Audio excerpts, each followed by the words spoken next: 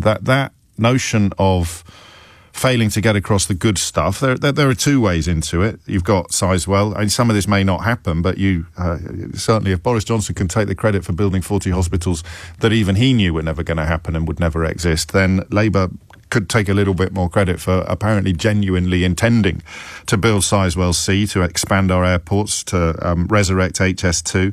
The planning and house building reform that the last caller referred to, a couple of you are a lot more optimistic than he was about Angela Rayner's ability to deliver serious numbers on house building. But critical infrastructure, again, is stuff that it's hard to do a lap of honour on it unless you've got Boris Johnson's communication skills and you turn it into a story about 40 non-existent hospitals and keep cheering it and lying.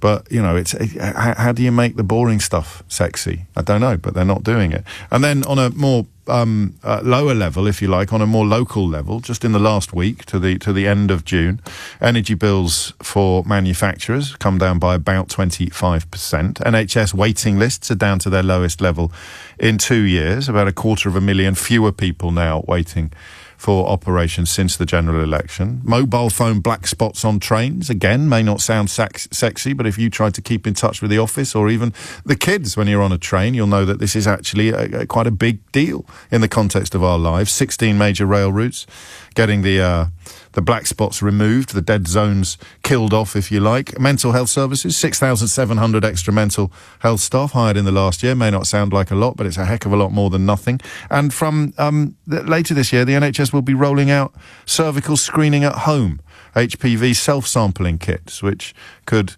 have a very, very positive impact on early cancer diagnoses. So yeah, there's quite a lot of good stuff there, but